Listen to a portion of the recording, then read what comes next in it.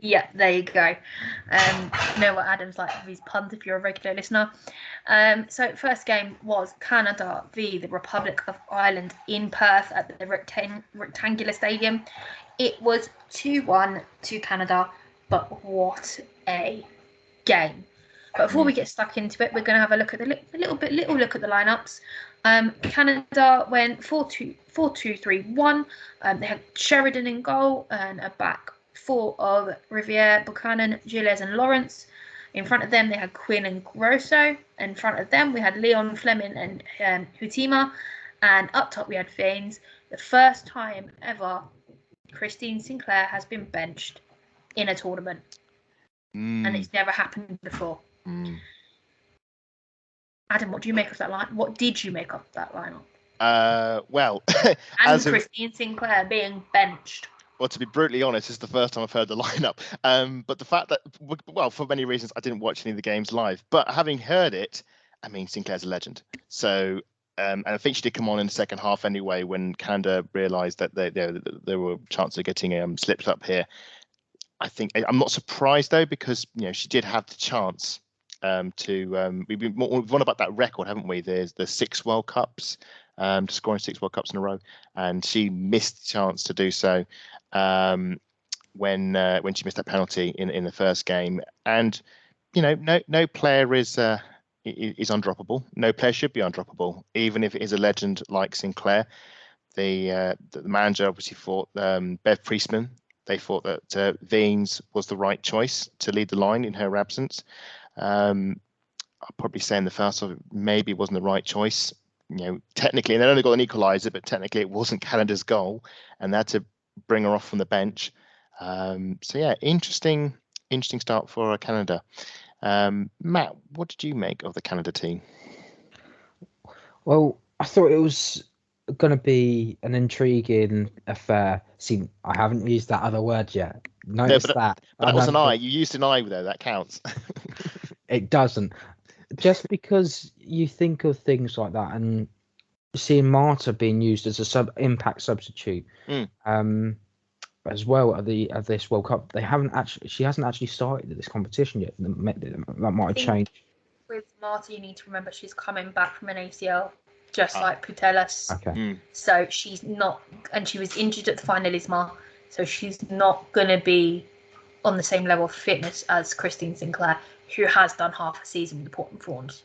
But I always think a player of that age, I feel, shouldn't be starting. You shouldn't be starting a World Cup. For me, if any player in any position, if you're 35, 36, 30, that period of your career, like Jill Scott was at the Euros, I think you're better off as... Sinclair and Marta are exceptions to the rule. Well, like a Messi Ronaldo thing, that they can just start games even though they're 13 or 14. Oh, yes. Just to put that into perspective, you're saying that Sheridan, the 36-year-old goalkeeper of Canada, should not be starting for Canada. That's kind of an Arsenal bias coming in. Yeah, I want Sam. I'm not bringing Sabrina into it. No, but that will be his answer. That I'm talking about. You're asking a 36-year-old goalkeeper to come into the tournament who's already the number one for so many years and not be the number one anymore. But that's a really good point. And you've got players. There was 2 players. I think is it Nigeria? She's also they play Canada. Yes. Their defender. I forgot. Is it the goalkeeper? The goalkeeper. Oh no, no, she's a defender. Defender and their captain. She's also the same age.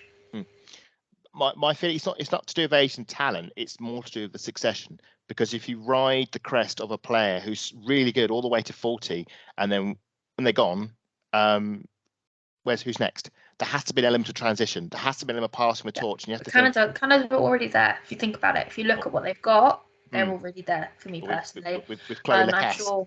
Yeah, exactly. But yeah.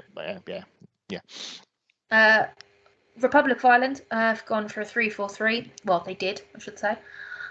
Connolly, Quinn and Fahey, Katie McCabe, Littlejohn, O'Sullivan, O'Gorman, and then Farrelly, Carusa, and another Quinn up top.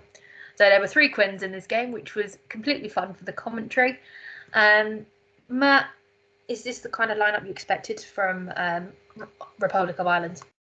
Yes, mainly because this was what we were expecting. Not mainly we were expecting, but more of because a lot of them had already played at the World Cup. They played really well in that opening game against Australia, and very unfortunate not to get something out of that game. And you just look at that game; it was so close in that group that it's just so unfortunate that how the game panned out, because they held on tooth and nail throughout, and they were continuously playing. I know we're getting into the game a little bit, but there were players that I was really interested in, really invested in. Caruso, who plays for London City Lionesses in the Championship.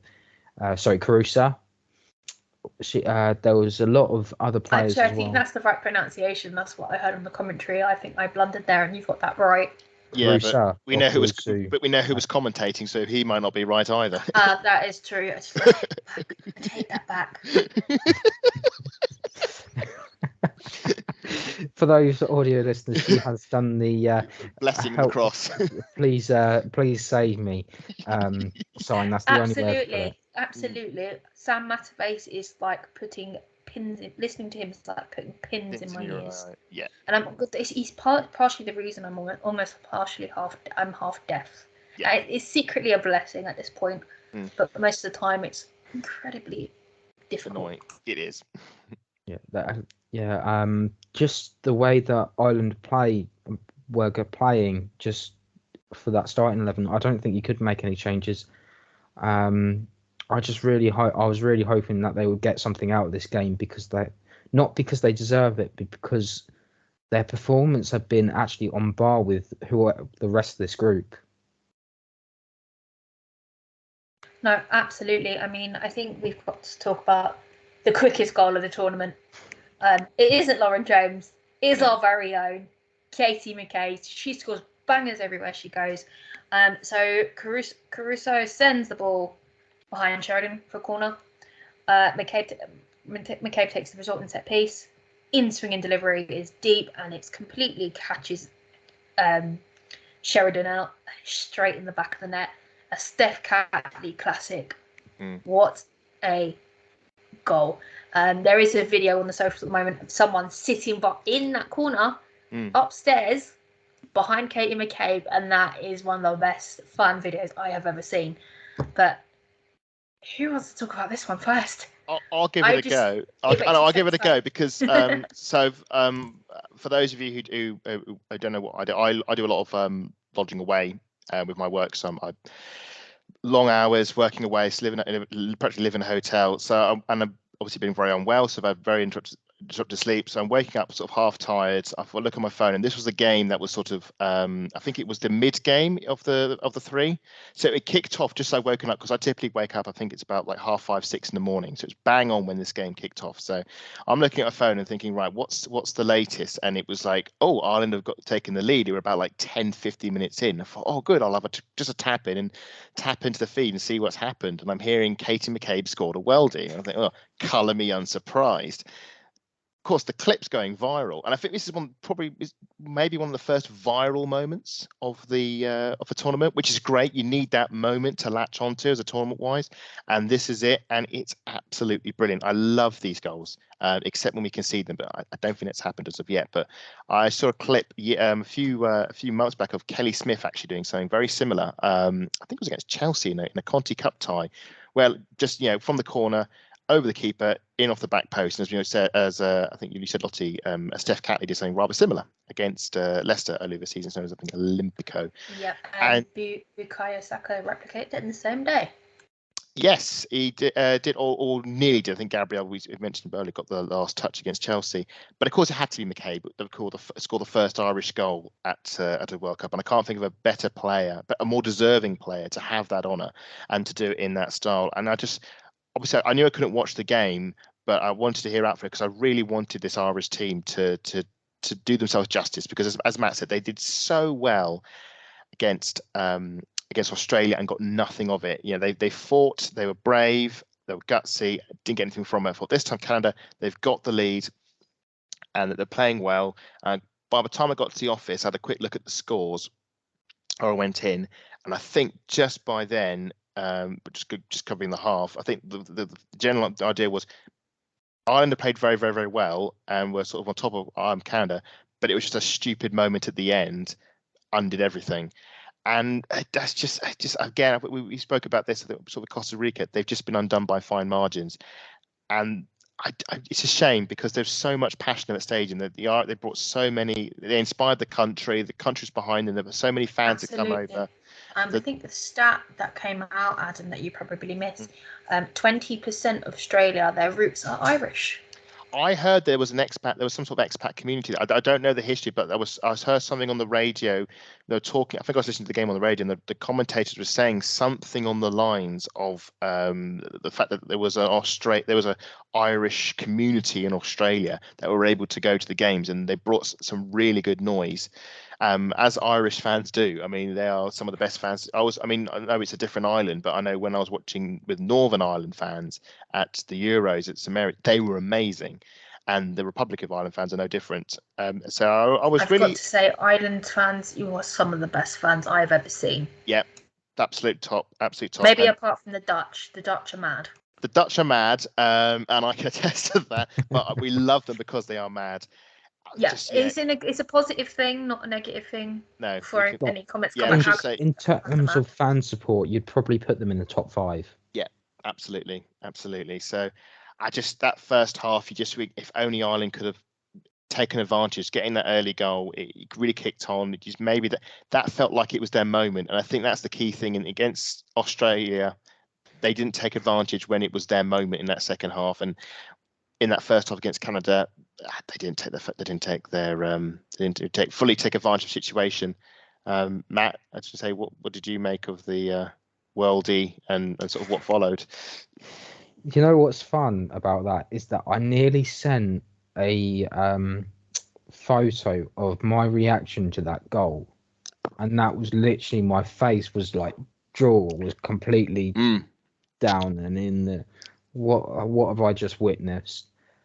Whereas when Steph Catley did it against Leicester, because I was there, I was more surprised that it was given, because I thought they were going to get it, they weren't going to allow it, and that was like sort foul of on keeper sort of thing. Yeah, I thought either it was going to be foul on the keeper or it hadn't touched anyone, and that was one of the reasons why they weren't going to give it.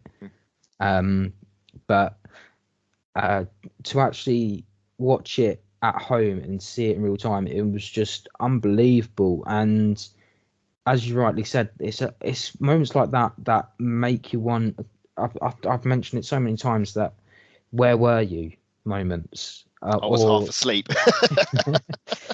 Bearing in mind that this game was kicking off at 1 o'clock in the afternoon over here, it's huge. It was a huge game, and it was a great game of football. Honestly, Group B have probably been one of my favourite groups to watch at this tournament, not because of the goals, but because of how competitive they all are. They simply do not want to go home. Unfortunately for Ireland, Katie's goal wasn't enough, and what really probably will upset a lot of Arsenal fans is Katie hasn't got an opportunity to go to another tournament now until the Euros, which will be 2025. And that all depends on their qualification and who they get in that. But even so, she wears her heart on the sleeve. It was a breathtaking moment, and a moment that she'll always remember. And I think Lauren would have always knew that in the locker it was going to be Katie that was going to score. If Lauren ever gets that chance to follow in her footsteps and let's say captain Ireland in the next 10 years or something like that, she'll be hoping to replicate Katie whatever she can, and maybe go even further. She has openly said this herself. Those that don't know, Lauren McCabe is Katie's younger sister. But it is huge. It's a huge moment for Ireland. They don't want to go home. Unfortunately, someone has to go home, and in the most cruelest of ways, and the most heartbreaking way. It has happened, and I feel sorry for players that aren't going to be able to go to a tournament again. I don't imagine Louise Quinn of Birmingham City, former Arsenal player, will ever get that chance now. There'll be other players in there, Rusha, Little John as well, and that will be the biggest heartbreak. My one issue will be, I hope Ireland don't just have that one goal to look forward to. I hope that they absolutely take the game to Nigeria and try and make something out of this situation, because they still have an opportunity to really cause an upset on in this group. Just quickly say, mate, do you say that was a 1 o'clock kickoff? Yeah. Yeah. 1 p.m. Okay. Apologies, listeners. I may have got my anecdotes crossed, but don't worry. I think I know where I've gone wrong, so don't worry. You've mixed up the groups, haven't you? I've mixed up the two games. I know which game I'm thinking of now, but which I think we're going to come on to in a bit. So. Absolutely, we will do. But first goal for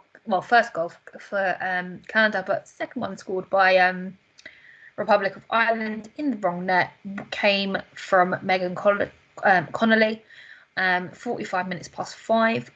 Canada were down on the left side, and Grosser cuts back to her right foot before cutting a teasing delivery into the area. In trying to clear Connolly, Connolly sent the ball past Bronson into the bottom corner. At this point, in that first 45 minutes, plus 5 minutes, I thought Ireland were in total control. They had a lot of the ball, and the football I was watching was absolutely brilliant considering who they were playing. But someone actually turned around and said to me, Ireland got so bored they had to score a goal for Canada. I did see that. Yeah. That really irritated me, because I don't like calling them underdogs, but they are against Canada. For that kind of team to be in the control for that long, it's rather disappointing. And it was right on the end, wasn't it? It was right on the cusp. You just think if they could got to half time in a lead. Yeah. But that's the fine margins of football. And then unfortunately, Adriana Leon put the nail in the coffin in 53 minutes. Schmidt picked up the ball in a dangerous area, gets a head up, spots Adriana Leon, makes a brilliant pass to find her and brings it down and pokes it home. And sadly, that was the end of the game for Ireland. They did have a fair few chances after that, but it just wasn't meant to be. There was one shot from Kate McKay, and it just went, in Arsenal style, it went wide. Yeah. But we are going to have another quick look at our other game in Group B, which is Australia v Nigeria. I mean, over in Brisbane, in Australia, that game was mad. It was madness, but yeah, we'll just get into the lineups. For Australia, they had a 4-4-2. They had Arnold, Carpenter, Hunt, Kennedy, and Catley. And then Russo, Cooney Cross, Gorry and Vine, and Van Egmond and Ford up top. Steph Catley is captain again. Still no Sam Kerr.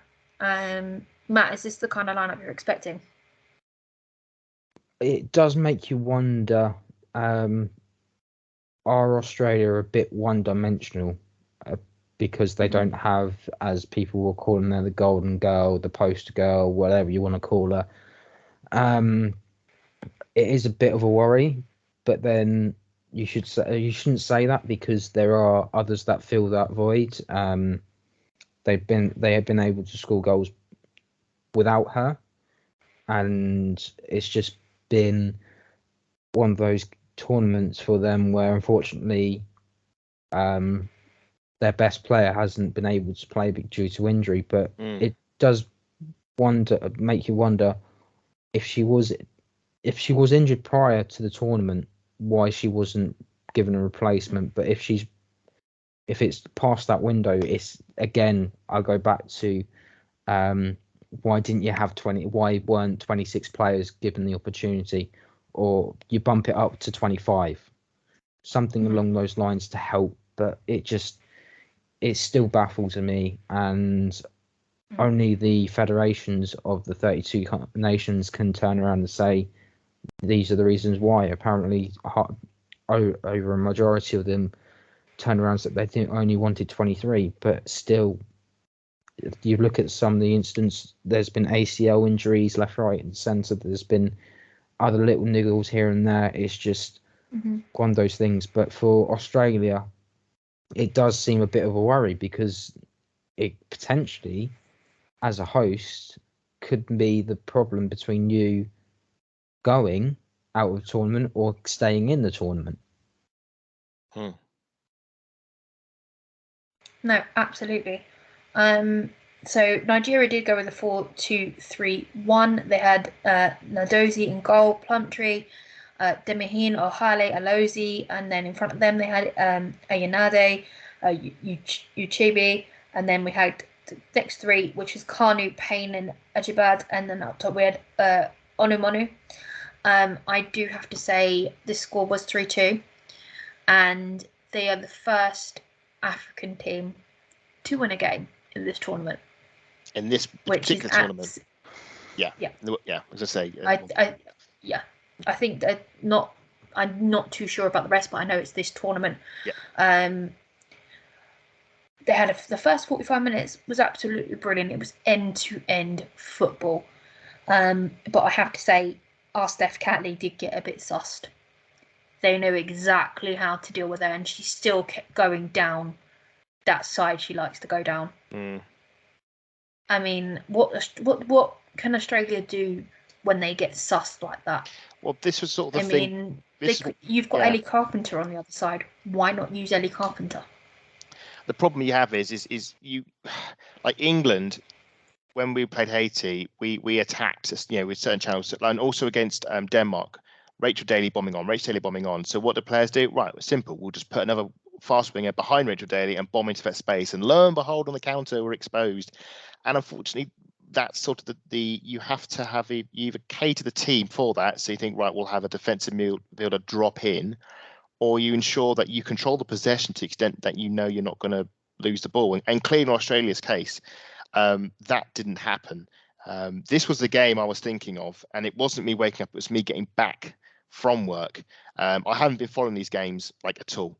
At work. Work is chaos at the moment, so it's just I only find out about the results of all the football matches in the evening when I pop my laptop open, thinking, right, what's happened today? And oh my word, I've got to find out what's happened here.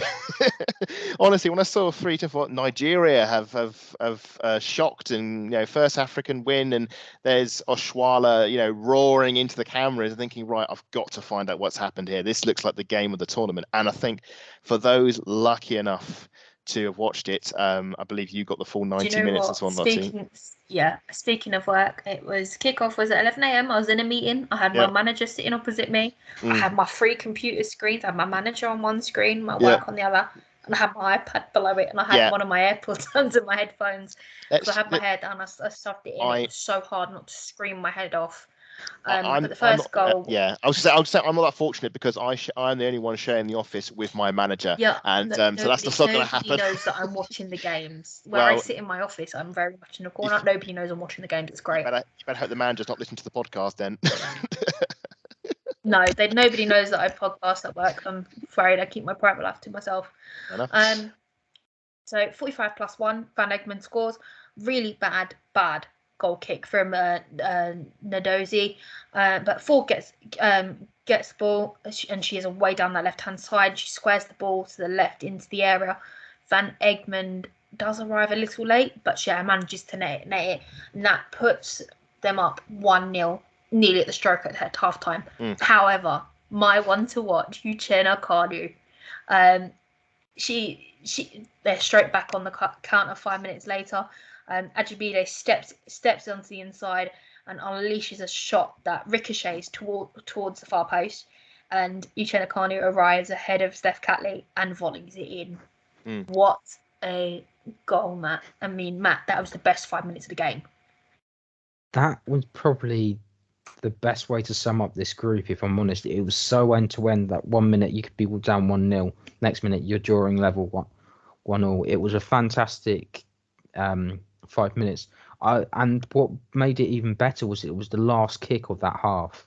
This was in added time, and for Nigeria to have that mentality to get back into that game at that moment in time, to be like, no, we're not calling it quits. We're going to go up the other end. We're going to score one, and we make sure we get back into that half dressing room at 1-1 at the very least. It was great to see. No, absolutely. I mean, we came back to the second half, and with it, when it got to 65 minutes, Osinachi Ohele scored. Australia completely switched off from a corner. Mackenzie Arnold only parried the shot away towards the far post, and there was Ohele sneaks past Alana Kennedy just to nod the ball in, and there we go. He's 2-1 to Nigeria. I mean, it's unbelievable. How can you switch off from a corner, Adam? It's absolutely criminal. I'm just going to get the lineup here to see we got the likes of Ellie Carpenter, Steph Catley, Alana Kennedy. I mean, two of those are WSL. Ellie Carpenter, I think he's at Lyon at the moment, and you got Mackenzie Arnold in goal, who I think, as Arsenal fans know, she's quite good in goal. And only when she wants to be. Yeah, mainly when she plays us. But there is enough quality and experience in it to know how to defend set pieces. It's the bread and butter. It's one of the few things that you can arrange beforehand. You can plan.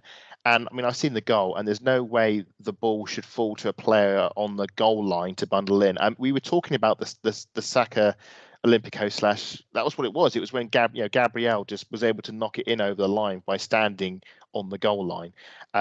Criminal defending, and to think this is Australia and this is meant to be, you are the host nation. They are coming to your party, and you're just not. They don't seem struck. I know they've lost Sam Kerr, their talisman, and I think they lost Mary Fowler as well in the build up, a concussion injury, and I think there might have been another player as well because of it. So they've lost some star players, but we played Australia in a friendly Brentford, and they were defensively competent then, but they looked completely opposite then. I don't know if it's the pressure, I don't know if it's concentration, whether the late goal in the second half flummoxed them and unsettled them. I think if they go in 1-0 up at half time, I think they would have been all right. It reminds me of when we went to Anfield many years ago. Coutinho got a late goal just for half time, and then somehow Debussy got an equaliser immediately afterwards, and the game just completely flipped.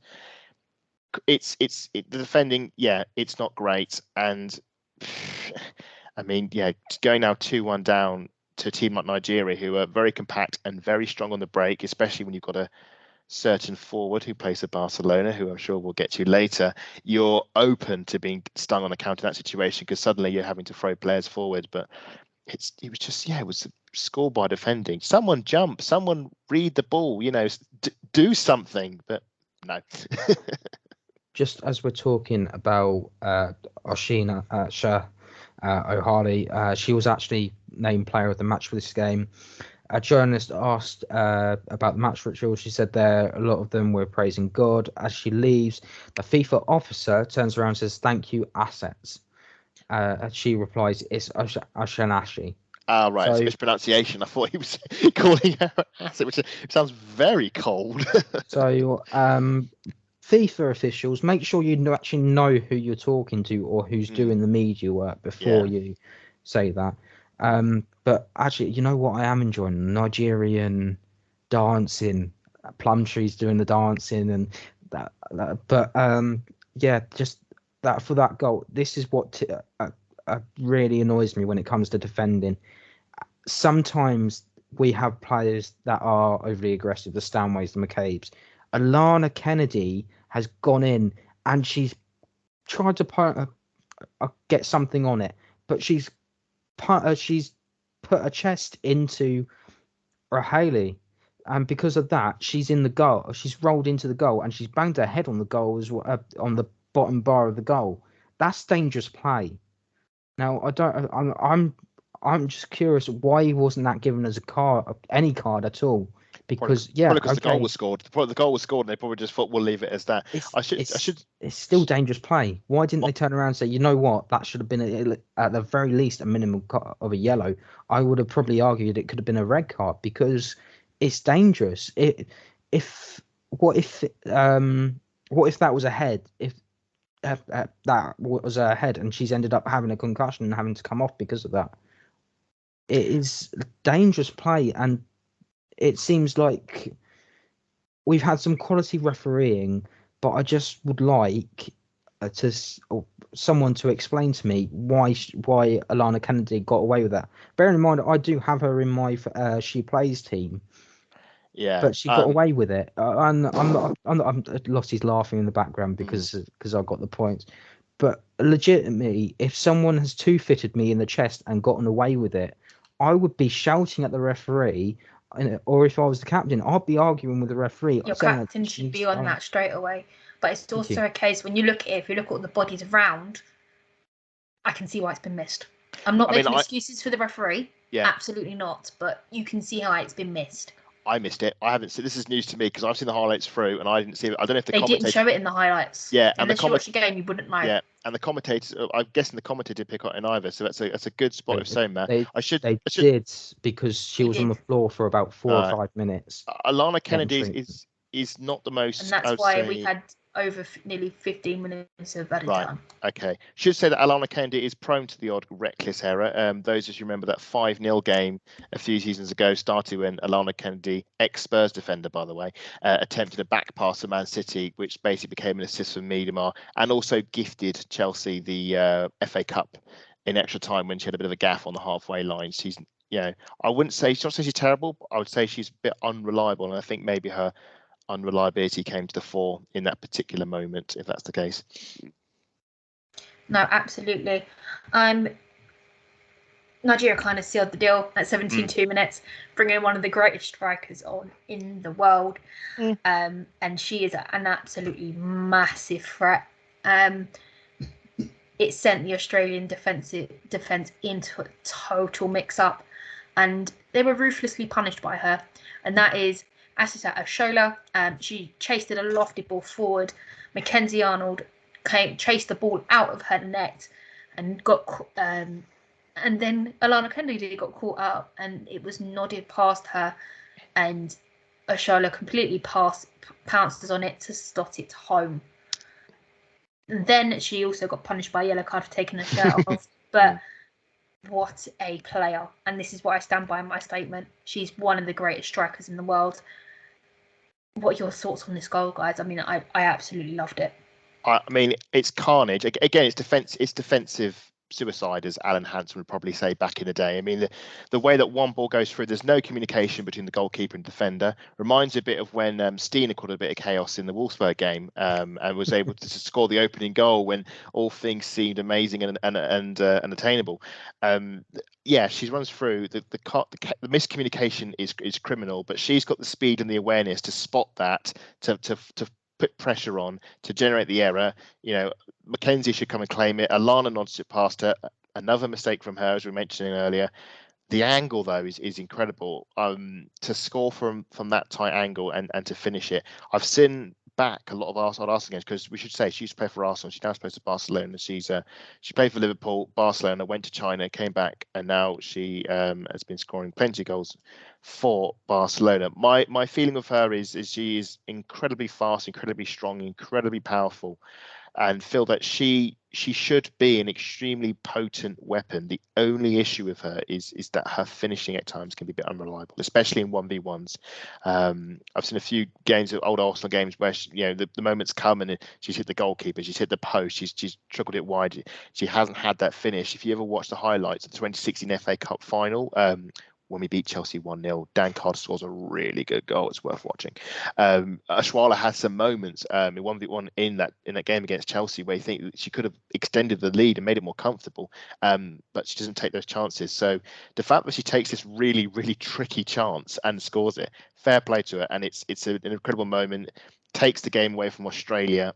The fans must be watching thinking, what on earth has happened? We were 1-0 up in added time in the first half a minutes ago. And on that point, they were set to basically get out the group. 2 wins out of 2 or away. Suddenly we're 3-1 down. Oshualo is, shirt off, roaring into the crowd, huge celebrations. The party has gone horribly wrong for Australia, and Nigeria deservedly 3-1 up now. They drew their opening game. Suddenly they are the ones who are in control of the group. Incredible how these things change so quickly. And yeah, an iconic moment, iconic picture for certainly for the front pages. And an amazing moment. Probably one of the big moments of a tournament so far. It's iconic for so many different reasons. I think it's going to be an iconic weapon for Nike in the African market when they're marketing at campaigns as well. A bit similar to what Chloe Kelly was during the Euro in that Euros final. But don't take Charla's a player that is at Barcelona for a reason, and the reason is because she, as Adam has rightly said, her strengths is what makes her such a great option for Barcelona.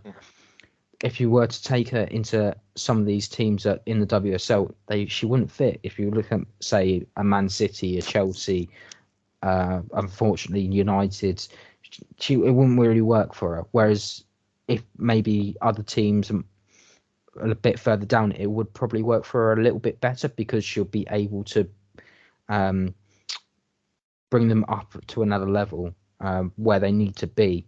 But Charla got that moment, and she is capable of that. She's seen it. We've seen it in the Champions League, and especially in Liga F, she's getting opportunities left, right, centre. It'll be interesting. No, I nearly said it again. Ding. Ding ding. He said the word interesting. And that is 1-0 to me and Adam this podcast. Excellent. I should add that it was if you gave Oshuala the finishing boots of Miedemar, she would be the best striker in the world.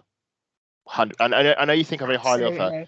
I know you think very highly of her. For me, that is the one that holds her back from being in Ballon d'Or category. But if she was like Miedemar, she has been nominated several times. Yeah, 100%. But I think if she had Miedemar's finishing boots, the pace and the strength that she has, I've compared her to Adama Traore as someone who has got the physicality but not the finish. And I think if Oshuala had that, I mean, she would be racking up goals, even more goals in the league, and teams from the WSL and maybe NWSL would be screaming for her signature. That's just the way I see her talents. But what a talent and what a moment for her.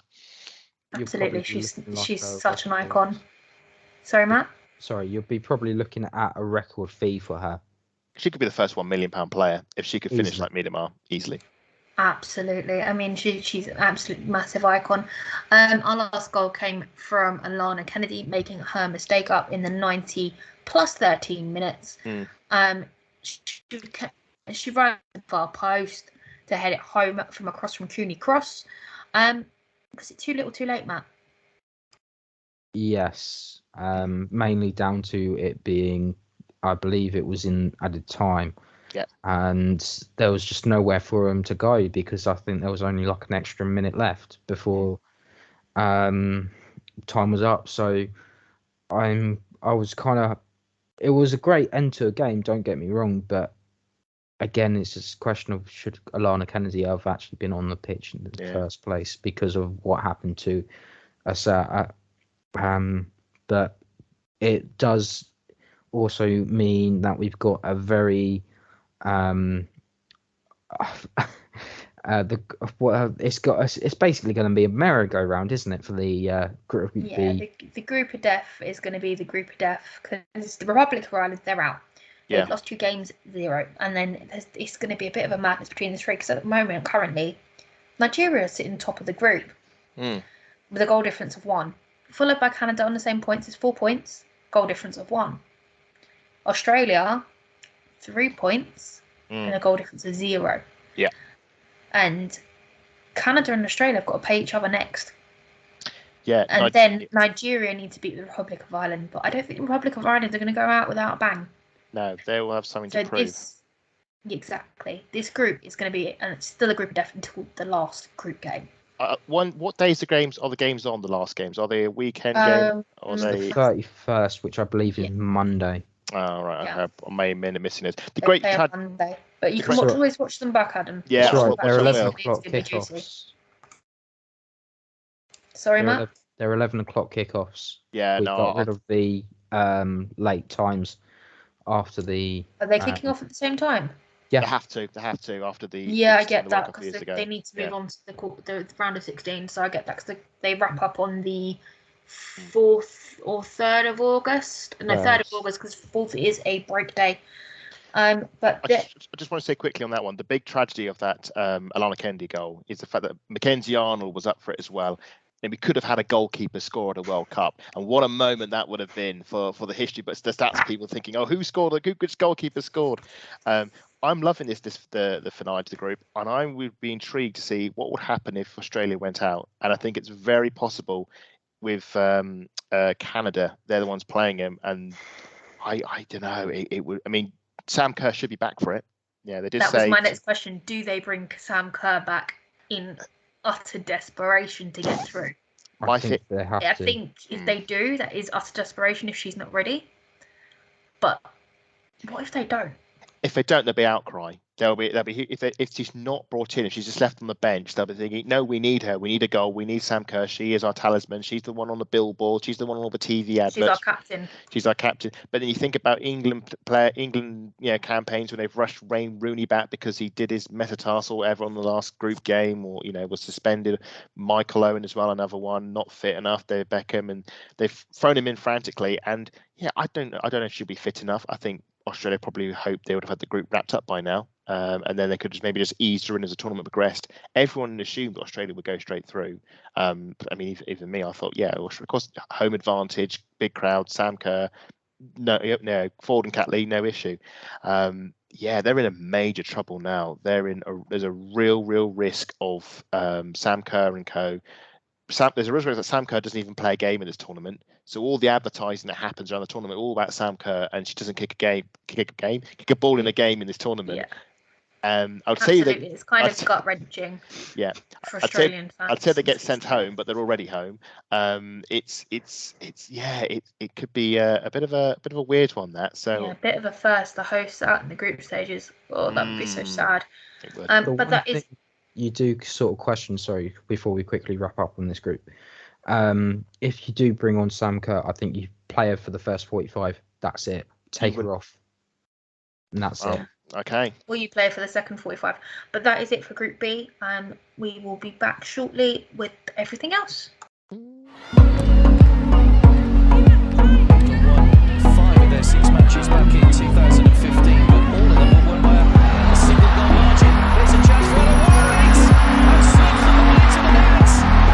And there's the trademark celebration again. Okay, first game of Group C is Japan and Costa Rica at the Debutants Stadium in New Zealand. Japan won 2-0. They ended pretty convincingly as well, which means Costa Rica are now going home. The Japan lined up 3-4-2-1 with Ayaka in goal, the back line of Yamashita, oh, my bad, I've read that wrong. Goalkeeper, Ayaka Yamashita, Shiori Mayake, Suki Kumagai, and Moika Minanami. The next two are Risa Shimizu and Yui Hasegawa. And then in front of them, you had Honoka Hayashi and Hina Sugita.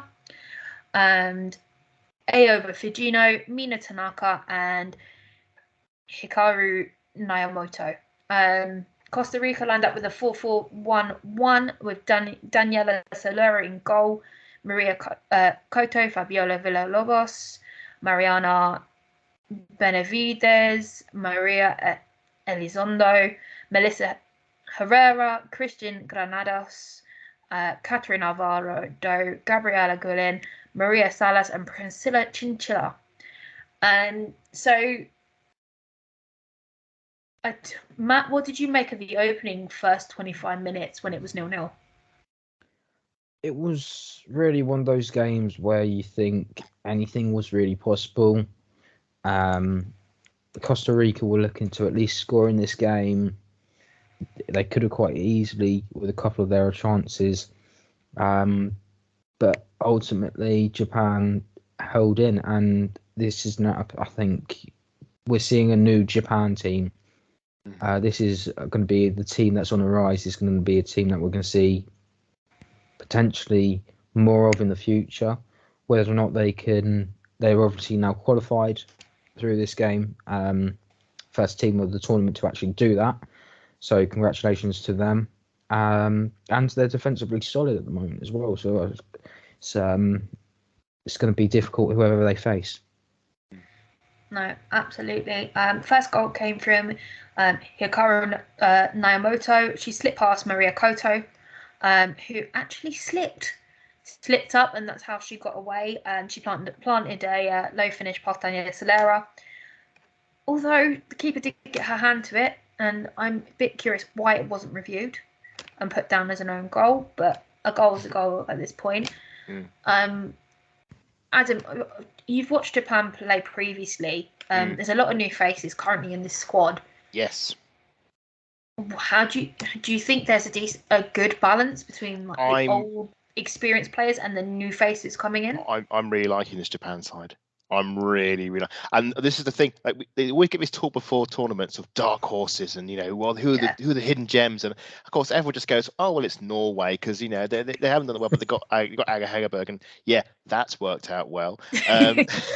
Japan are the dark horse. Now there is obviously the big caveat is that the teams they've played are Zambia and Costa Rica, who Spain have also beaten.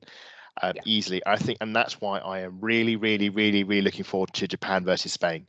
That's a winner take all. Gets the top spot. The regret Japan might have is that they didn't get more against Costa Rica because I think there were more goals there for them. They only got the 2. Japan beat them 3-0, and that's the only reason. Spain beat them 3-0. Sorry, in their opening game. That's the only reason now Spain are ahead of Japan. But I remember watching Japan in that game against Zambia. And it only finished 5-0, but we mentioned on a previous pod, and listeners, listen back when we mentioned this. We were talking about like the high scoring games, and there haven't been many high scoring results. 13 this was our Group C pod. If you want to know more about Group C, please go and check it out. It should be in our video somewhere, or you can check out the actual playlist that I put together. What my feeling was is it hasn't been a 13-0 result, but that game against Zambia could have been that result because Japan were so much better. But what I love is that the way they play, the way they pass and move, there is an artistry. There is a flow to their game which is just beautiful to watch. Japan won the World Cup back in 2011, and one of my big regrets is I never properly got to watch them all the way through. And the fact they beat the US in the final, they went toe-to-toe and did penalties, brilliant. This is a team that is playing at a very high technical standard, but with the caveat is that they haven't really played anybody decent that can match them. Absolutely. I look forward against Japan if they're able to play that way against Japan, who play that way but are notorious, with like Barcelona behind them even better. That's going to be fascinating to watch. If they can match them, I don't think they'll win, but if they can match them and able to express themselves in this way, that's very exciting to watch. I'm really loving this thing, and this blend, as you say, experience, the new talent they got through. I wouldn't be surprised if we see some more Japanese players in the WSL sometime soon because there's some real talent there. Absolutely. I mean, if Mane Iwabuchi did get her minutes and did have a good season, I do think she would be there. But again, we all know what happens to Arsenal players when we retire them out to Tottenham.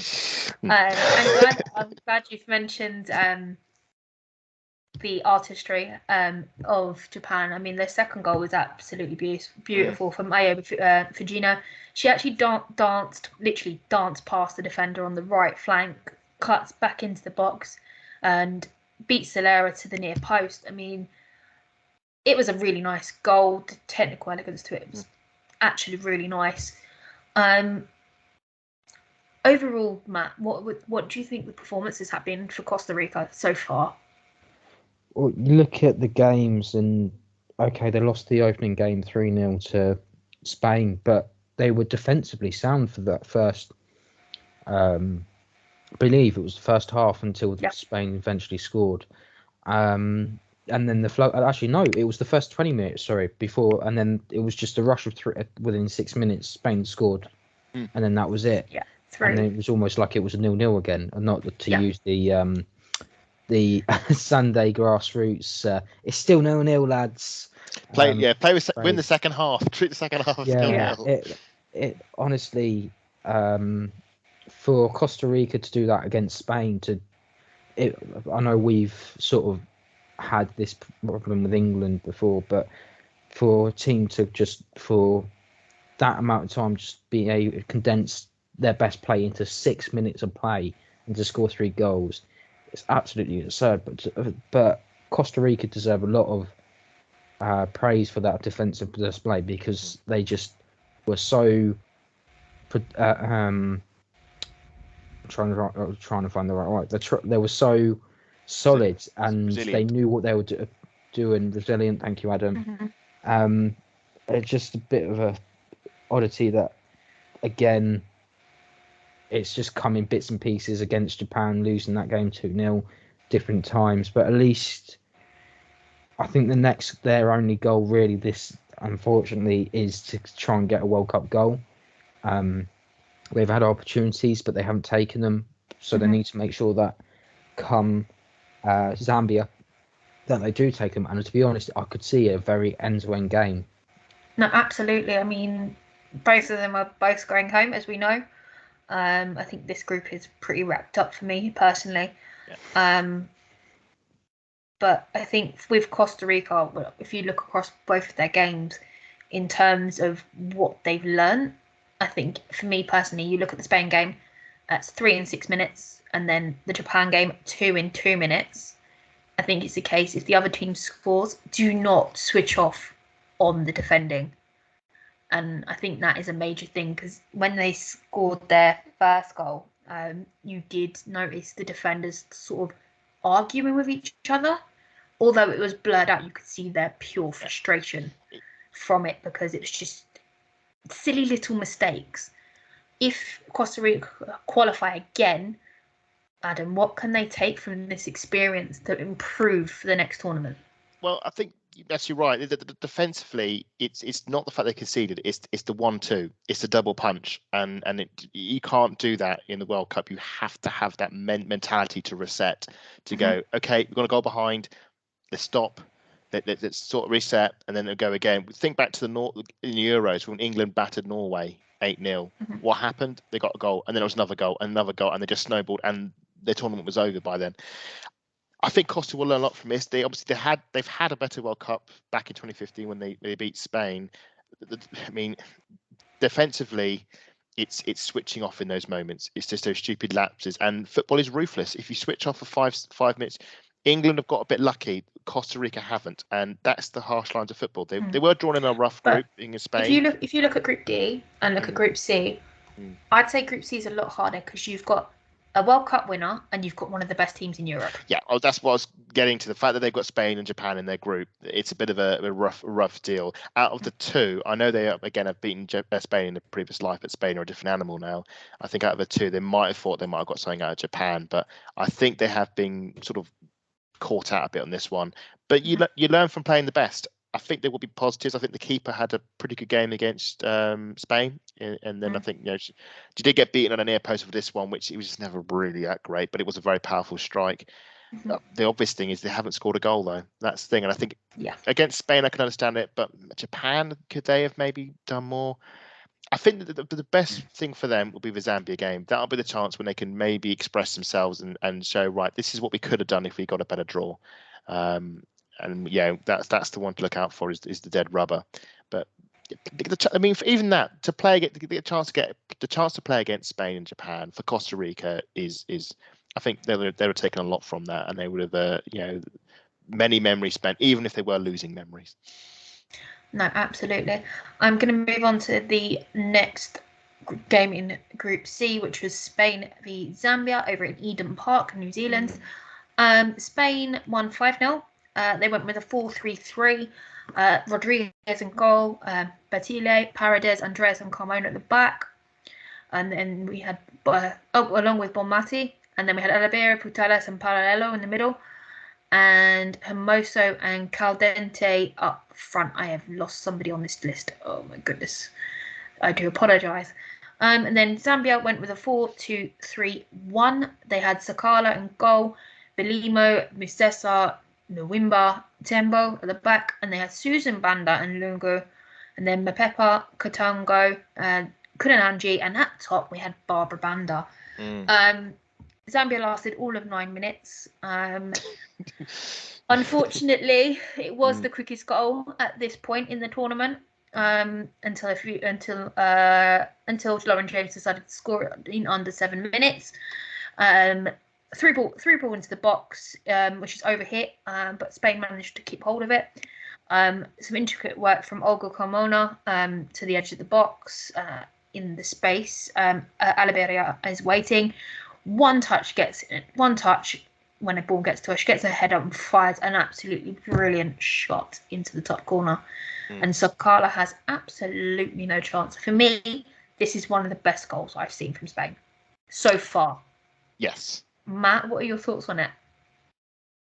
This, I think it was mentioned in the punditry that it was a very Georgia Stanway-esque against Spain, which, imagine the irony of a Spanish player doing that against an opposition. But this is what Spain can do. It was almost like Zambia were afraid to get close. It is kind of a bit of a... it does get me on my nerves quite a bit that you got players on the edge of the box and you don't close them down in the women's game. You see Casey McCabe doesn't get closed down and then she goes and scores a banger. You see Georgia Stanway with so much time and she goes and scores. You see at the Emirates Caitlin Ford against Tottenham so many times. She'll have like acres of space and they said, okay, if you're not going to close me down, I'll have a shot from here, and it goes bending into the top corner. It's just one of those things that I think needs to sort of be addressed, but they're fantastic goals, not taking them away.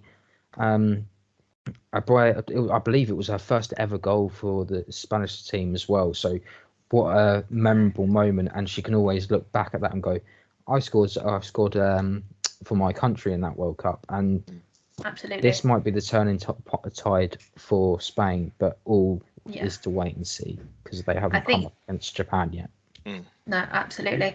I think the thing is for me, Teresa is that player that's always there, but she's usually rather quiet compared to her other midfield teammates in Alexia Putellas and I can't remember who was playing with her. I've missed the name off my list. Oh, that's so bad. But she's normally quite quiet, and for her to get a goal like that, absolutely sensational. We also had 100th cap for Jennifer Hermoso today. She has scored twice to make herself have 50 goals in the same game. So it's a goal every other game on average. Adam, what have you made of Jennifer Hermoso's time with Spain? Well, she's a legend, isn't she? Absolute legend. And I think that one of the great tragedies of the Euros, along with losing Alexia, was we didn't get Hermoso either. And you saw how that affected Spain during the Euros, losing her to injury so soon before all the tournament kicked off. And yeah, we saw her at her best today. 2 goals, nearly had a hat trick. I think it was an effort that was tipped onto the crossbar, I think, late on. She's just one of the greatest forwards. On the continent, although I think she plays in Mexico now. I think she used to play for Barcelona. That's obviously since taken a trade abroad, and she's up nearer the end of her Spanish career. But unbelievable striker, and that's always been the big problem watching. When I've watched Spain at the Euros, is that they've had all these great passes and movements, but they've never had that player to convert the opportunities. And we saw against poor Zambia, Hermoso doing exactly that. Although one of them, I think, took a bit of a VAR had to have a bit of a look at. I think there was a VAR check on. There was two VAR reviews in this game, and both goals were given. Yeah, thank you, VAR. Yeah, no, exactly. Matt, how do you think the VAR worked in this game? Because obviously, one of Jennifer Hermoso's goals had to be checked, and the same with Alba Redondo.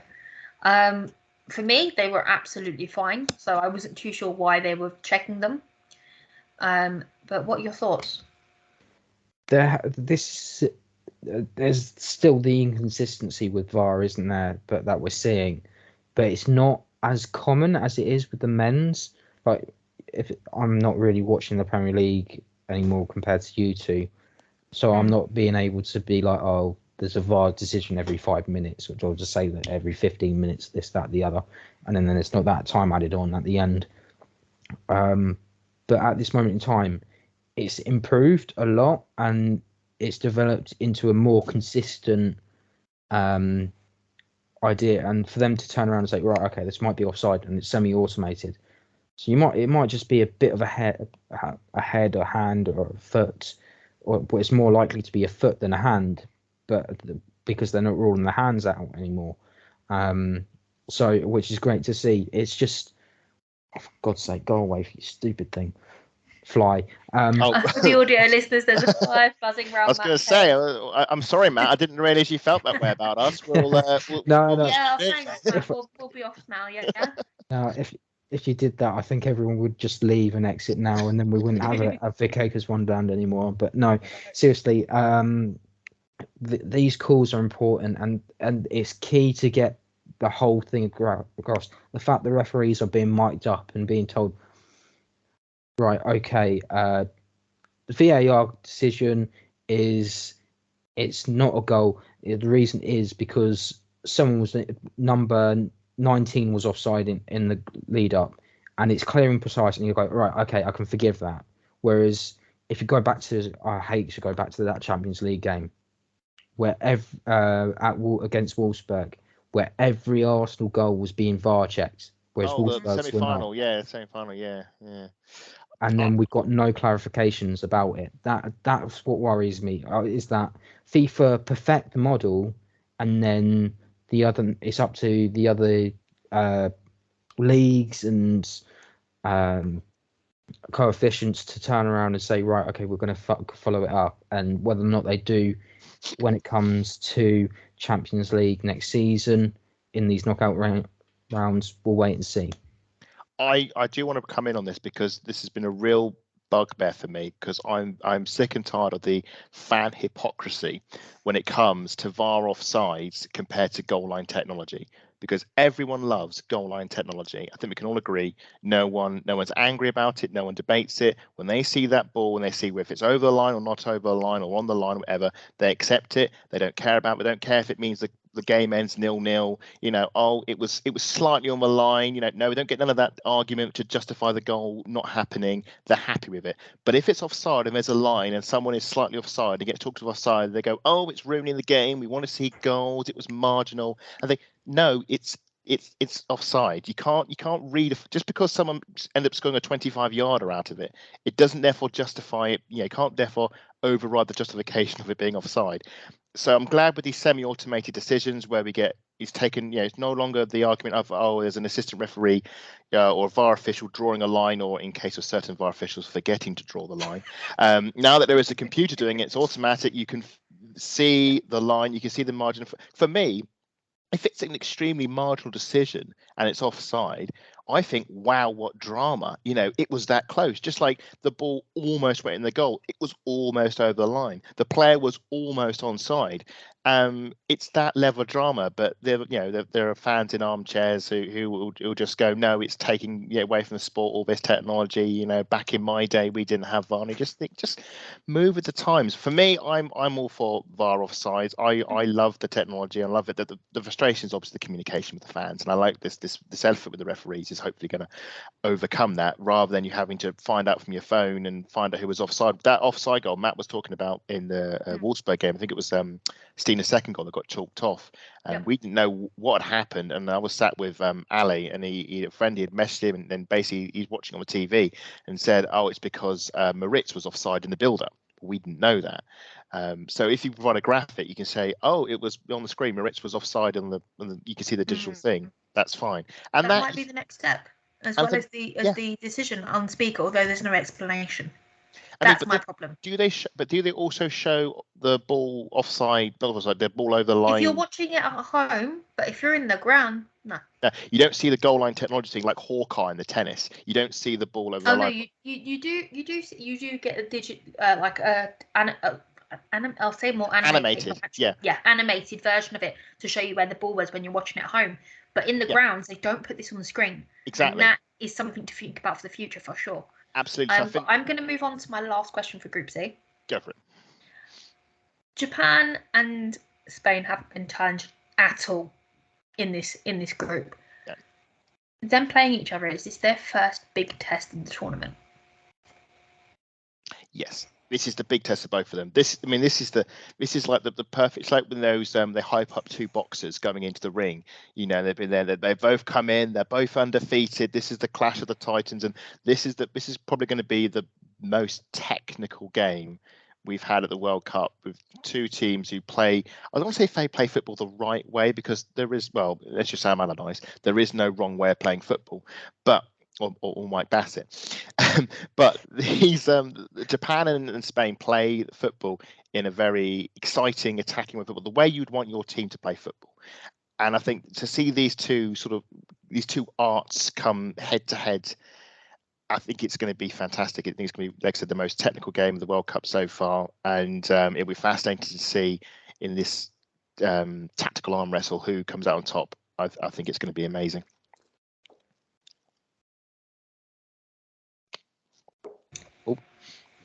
Yeah, just to echo Adam's words, I think this is going to be a game of proportions. It's almost like when England were facing Spain, we hadn't really had that test. I think arguably you'd say that opening game of the Euros against Austria was the test, because we were expecting Norway to be that test, and then they just decided not to turn up. And then we got the...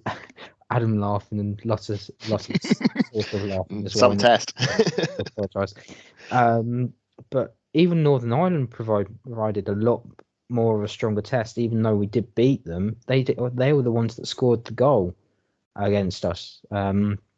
So it just goes to show you that you don't know who your best opposition will be. Will it be Spain, or could it be potentially your round of 16 opponent? It depends who turns up, because you have to turn up for these games, otherwise you're not going to win the tournament. I think I would just want to add to that with Zambia. For me, I think they're one of the biggest disappointments of the World Cup. I really do. I think that I had such high hopes for them going into the World Cup, especially after beating Germany in that friendly just days before, and it went viral, and we saw the goal scorer, Barbara Banda, scoring that amazing goal, and I thought, wow, it could really upset the apple cart. If they could do that to Germany, they could do that to Spain, and they've just been battered 5-0 in both games. And after all the excitement we had at the Olympics with the goals they scored, didn't win a game, but they scored plenty of goals, and I was expecting this amazing attacking football, and they've offered absolutely nothing. And it's a real shame. I hope we see them at the World Cup soon to see the real Zambia, and maybe we will in their final game. But I mean, I'd say they're probably the biggest disappointment probably of the World Cup. I think that you're on the same line, or we're all on the same lines. I think that because of the fact that Zambia have gone on and they're not losing games 10-0, but they're losing them 5. It shows that they are progressing, but at the same time they're not scoring goals, and that needs a change. And I think that come the Costa Rica game, that will be the real opportunity for them. If I have a feeling that these last 2 group games could end up in a draw, but there'll be plenty of goals. Score draws. I think they could be score draws, like 2.